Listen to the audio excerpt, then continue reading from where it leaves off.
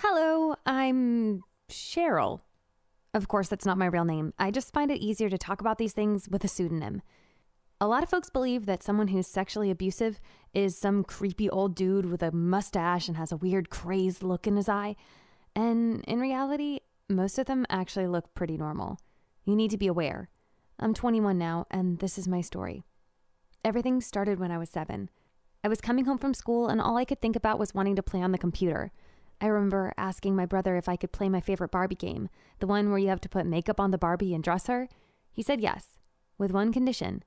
I had to sit on his hand while I played. I never thought about it the wrong way. I was only 7. I was naive, and so I did it. I sat on his hand and I started playing. I could feel him moving his hand up and down very slowly. And then I felt him trying to rub my, I did my best to avoid paying much attention. After all, I was pretty focused on my video game. But it didn't stop there. When I was 9, there was a really bad storm, and there was lightning like every 10 seconds, and I was terrified. My brother and I were home alone, so I asked him to sleep in his room while he was on the computer. My plan was to stay there until Mom and Dad got home and then move to their room.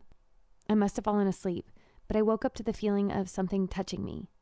I knew it was my brother, but at the time I had no idea if it was normal. I told my mom everything when she got home, and she didn't seem to care. She thought that I was lying. She casually told him to stop doing whatever I said he was doing to me, but he denied everything, and she believed him. When I was 13, I was sleeping in my room, and I woke up and felt something weird touching me under the covers. I moved away. I already knew who it was. My brother kept reaching towards me until I kicked his hand. He stopped and he left my room. He didn't even care that Mom was in the next room over. I had no guts to tell her because of what had happened, or what didn't happen the last time I told her. So he kept doing this to me for the next 2 years. I wanted to just be a normal teenager, to have my first kiss, date somebody, and maybe even have a boyfriend. But I couldn't. I was traumatized. I was terrified of those things thanks to my brother. When I was 15, I decided to tell one of my guy friends. My friend's name was Ray, and he was really supportive, and he told my mom what was happening to me. Apparently, it meant a little bit more coming from somebody else, and my mom, I guess, said she would have a word with my brother. Just a word? The word was probably who cares. I know that's 2 words, but still, I don't think she cared. Because guess what? He denied it all again, and she believed him. I gave up trying. I got a door lock, and I hoped that it would keep him away from me. For a while. But my mom thought that I shouldn't be able to lock my door because maybe I would be, doing something inappropriate with boys. And so she took the lockdown, and my brother kept coming back. Literally, Mom, the one thing you're trying to keep me from doing, my brother is doing to me. Finally, one night when he came in, I had the strength to scream, very loudly. I told him to get out, to get the hell away from me. And he did. He ran out of the room like a scared puppy. But, of course, it didn't stop entirely. A year or 2 later, I was taking a nap on the couch when I felt him trying to grab for me again. My heart sank, and I felt so worthless, used, dirty, like a piece of garbage. I'm not going into detail here, but a lot of stuff happened to me that I don't even want to talk about. Anyways, this was too much. I finally went to the police. I could feel the tears falling from my face, and I choked on my words, trying to say, I would like to make a report on a sexual assault. The police officer told me that he was so sorry to hear that this had happened to me and apologized because I guess their computer system was down and so they couldn't do any report. He told me I should go to the next nearest police station immediately, but I don't have a driver's license or a car, so I gave up.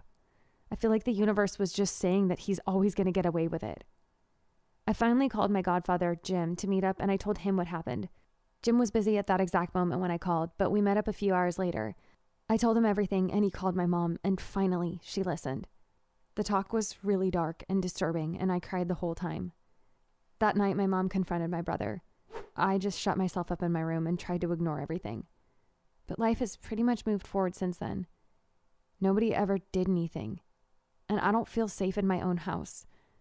He hasn't tried anything since, but that doesn't mean he's not going to in the future, and I don't know what to do or how to stop him. The only thing that I know is if something is happening like this to you, please speak up. Maybe someone will pay attention to you. We have one more story for you guys. Check it out.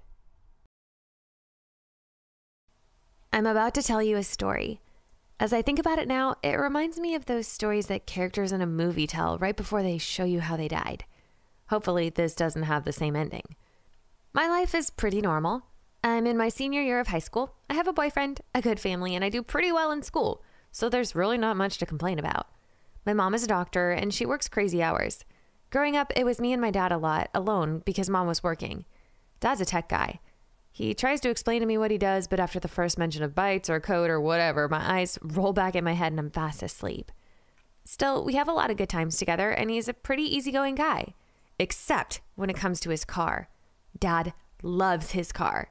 I know that there are a lot of people that claim to love their cars, but my dad loves his car. If there was a fire, Dad would run to the garage and drive his car out before even waking us up. That sounds harsh, but the car used to belong to his dad. My grandfather was a car mechanic, and this car was the first car he ever bought. It was a classic back then, and my dad and his dad worked on the car all the time when my dad was growing up. His father died before I was born, so my dad is really emotionally attached to this car. He even wishes the car Happy Father's Day. My mom thinks it's a bit strange, but I think it's kind of sweet. My dad obviously loved his dad, and this car represents his father to him. I get it. When it becomes a problem, though, is when you are in the car with my dad. His road rage at anyone that comes close to the car is insane. He's not an angry man, but he will yell at a little kid that even gets close to the car with sticky fingers. My dad has so many rules about the car as well. No food, no drinks, no sweating, no wet clothes. Your shoes have to be completely clean before getting in the car, and if you even so much think about bringing in a blade of grass with you, you better take it out with you too. Again, I get it. To my dad, this car is his father, so he wants to keep it nice. He keeps telling me that one day the car will be mine, but I don't know if I have the heart to tell him that I don't actually want it. It's really nice, but I never even met my grandfather, so I don't really have the same emotional attachment to it. Not to mention that it's really old, so it's not exactly what I would consider environmentally friendly. Prom was coming up soon, and my boyfriend and I were talking in the living room one day about getting a limo for the prom, or what some of the other kids were doing. My dad said that we could use his car. My boyfriend loves it. He likes all that sort of retro stuff, and he was really into it. I didn't want my dad to drive us to prom, so I said, "Thanks, Dad, but we'll just hire a limo." That's when my dad said something that even shocked my mother. He said, "You can drive it. I don't want to cramp your style." Dad was willing to lend me his prized car. Like, what? He won't even let my mom drive it.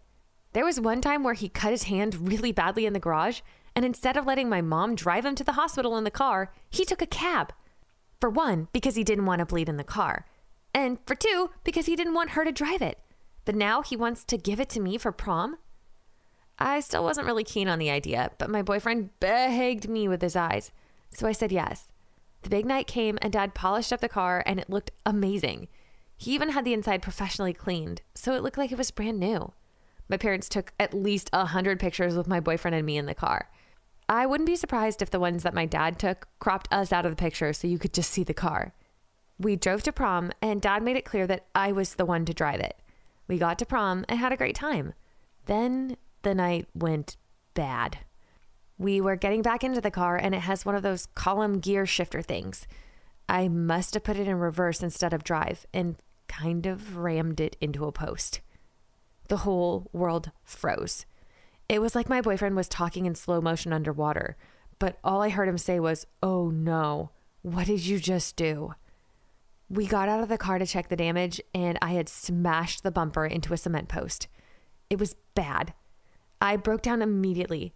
How could I have done this? What is my dad going to say? What is he going to do? Is my life over? How do I break it to him? Thanks for watching. If you've enjoyed this video, be sure to subscribe and comment below. Let me know what you think. Thanks, guys.